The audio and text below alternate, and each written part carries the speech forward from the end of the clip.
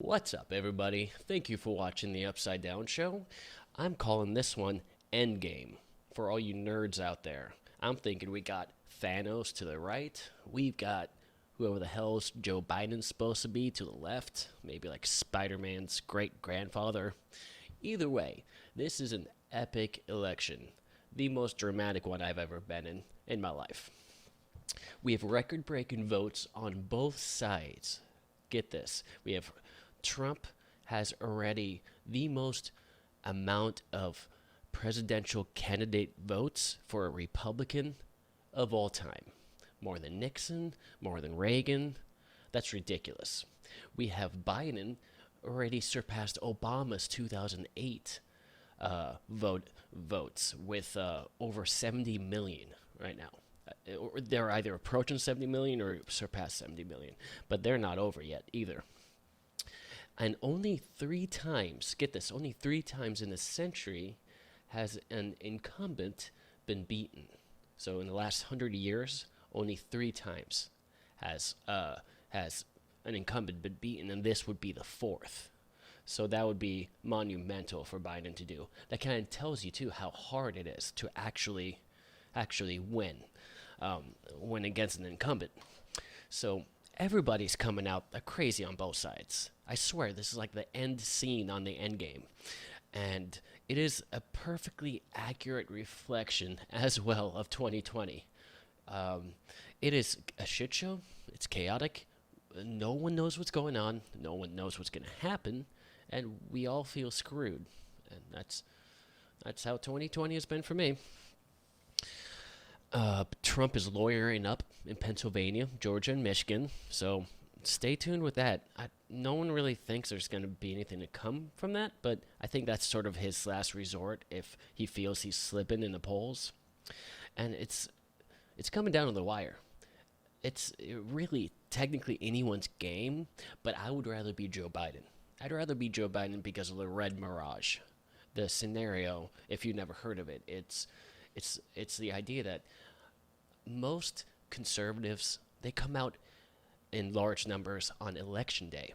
Liberals come in large numbers on early voting and mail-in ballots, as well as absentee. So you can extrapolate from that we're going to see a huge amount of Trump voters on the day of the election, and then it's going to appear, the mirage, as if Trump is running away with it, just like it did on Tuesday night, and while everyone was freaking out, and whether it's good or bad freak out, but you'll see as you are now, Biden chipping away at that Trump lead, little by little. I saw it in Wisconsin and Michigan. I stayed up all night, and excuse me. Wisconsin looked like it was a runaway for Trump. He was up by like 8 or 9 points for like 4 hours straight. A new batch of votes come in, like 2 in the morning, out of nowhere, Biden has the lead in Wisconsin. And that's exactly the type of idea that a lot of people, and I was calling this weeks ago too, thought was going to happen. So, it happened with Michigan as well too. Michigan, and it's happening with Pennsylvania. Even though Trump was up by he was up by like 15 points 24 hours ago, and now it's like down to 3. It's insane. So, and it happened in Georgia. It's 0.5 percentage points, I want to say here. Yeah, 0.5 in Georgia. And right now, really, it's anyone's game, but the fact that they're counting the mail-in ballots, you would rather be Joe Biden because it's going to skew heavily in the Democratic side. So pay attention to that later on today. So right now, the main states to look out for: Nevada, Arizona, North Carolina, Georgia, and Pennsylvania. Now, for Biden, he will win 270 if he wins Nevada and Arizona. Game over. Trump needs to come back and win Arizona. He needs to hang on in Georgia. He needs to hang on in North Carolina. He needs to win Pennsylvania, and that's his route to 270. And it's much tougher of a road for him. But at the same time, all of these battleground states are super close. So my theory: Biden's going to win because the red mirage scenario is going to keep playing out. Um, and we're going to see, slowly but surely, more votes go to Biden, and he's going to eke out a win. And it's not going to be a big win, which is really a big matter to discuss too. But we'll talk about that later. Now, I want to talk about winners and losers. Winners, Senate Republicans right now, they're outperforming. They're outperforming big time, all the polls. Watch out for them. If it's their day, it's gonna be a really good day for Republicans, especially if Biden wins. And the next winner I was gonna say is Biden. I think, and this is my opinion, he's gonna literally win the thing. He's gonna be the president. We're going to find out tomorrow, I believe, when they call Nevada. They're going to call Nevada at noon, by the way, so watch out for that. And I mean today. Tomorrow's today. Thursday at noon, watch out for Nevada. That's the next batch of votes. They're going to call about noon. So I think Biden will be the winner. And also due to the fact that it's rarely done, incumbent beats...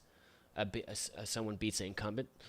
That's 3 times a century we've seen so far. So, I mean, pat him on the back for that. That he did really well there. But at the same time, his campaign did almost nothing.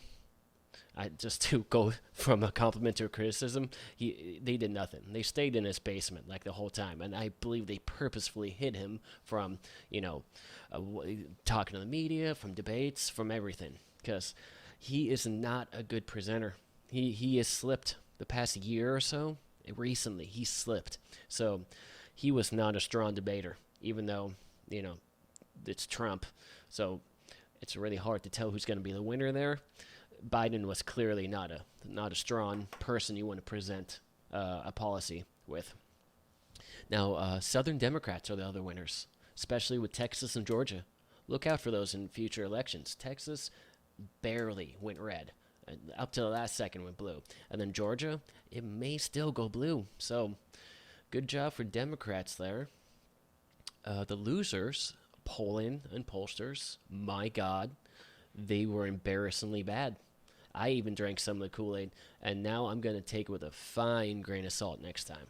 Let me give you some of the numbers here. Polling, national polling, on average, we had YouGov, Biden up by 10, Quinnipiac, Biden up by 11, CNBC, Biden up by 10, Wall Street Journal, Biden up by 10. He's up by 2 points, less than 2 points right now.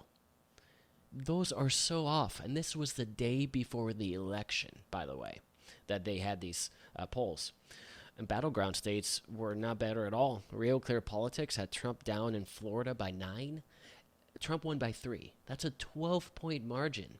He had Biden up by 7 points in Wisconsin, and Biden won by less than a point. These are embarrassingly disparaging bad numbers. There's going to be a massive look in the mirror and changing up from top to bottom what pollsters are going to do. Because I'm a big fan of data. I don't operate under the absence of data, but also you can tell when data is bad too. If your methodology is all wrong, your instruments are all wrong, your results are not going to reflect reality, and that's what you saw here. And so I'm going to take it with a fine grain of salt next time. And at the same time, I'm not going to throw the baby out with the bathwater, you know what I mean? I'm not going to just forget all polling from here on out, but they're going to have to prove to me, and you should say the same thing, because they were off.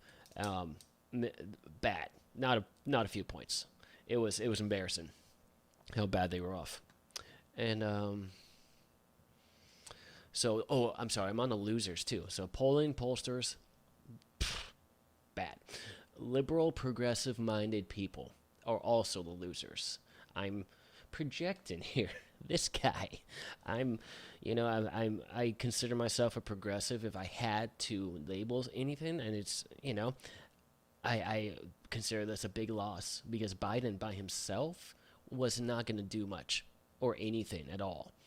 The guy gets handed money in such large amounts by Wall Street, by big pharma, by the private insurance companies. You see where his allegiance is going to lie. They're not going to. He's not going to suddenly call for a public option for healthcare, when the private insurance companies are paying him hand over fist. So I'm not deluded about that at all. But now, with the Republicans doing really well in the Senate, looks like they might just take the majority. There's no chance in hell a progressive or liberal-minded person is going to get much done with Biden. So my guess is it's going to be a lame duck session for 4 years. Nothing's going to be done. So I hope I'm wrong, but I am the loser in this scenario. And I'm going to give the runner-up award, because that's a thing now, to Trump. Because give him credit. Give him credit. He outperformed everybody's expectations again. And the polls, of course, were off about him. And, even conservatives were off about him. And he outperformed. So I give credit where credit is due on the show. And he did really well. No matter what happens, he's not going away. I'm sorry if you're like me and not a big fan of him, he ain't going anywhere. President or not, you're going to hear a lot from him and from his base. Because they just had 5 million more people vote for him this time around than in 2016. So if he does not become president, he's still on fire right now with his base. They love him, and he's going to make sure he's heard. So to wrap it up here, I want to say I think both candidates should have lost in the landslide. No matter what viewpoint you are, if you're a Biden supporter, it's embarrassing you didn't kill Trump in a landslide. If you're a Trump supporter, same thing. It's embarrassing if you didn't kill Biden in a landslide. He's losing it, and he was in his basement like all election. All he did was wear a mask, and that was why people loved him, because he seemed consistent and safe. Good for him, but he really didn't need to do anything. Anyway, look for the election results in Nevada coming around noon. I predict they're going to be in Biden's favor, and he's going to win the election with that in Arizona. But, of course, I could be wrong. I was wrong in 2016. Who knows? But thanks for watching this episode of the Upside Down Show, The End Game. I really do feel like this is sort of the end of the world type scenario. It has an apocalyptic feel to it. And please subscribe to this channel, because I will be releasing videos a few times a week, updating on everything about politics and other things that matter. I focus on ideas and not on the really so much biased vantage point of things. I will tell you whenever I'm giving my opinion, but I will also tell you like it is. And too many news stations, they dress up like they're objective and, centered down the line, but they're clearly opinionated on one end or the other. And I don't mind if you're opinionated, just be honest about it, so I know how I'm getting my information fed to me. Sorry, I'm ranting. Thank you for watching. I will see you next time. Peace.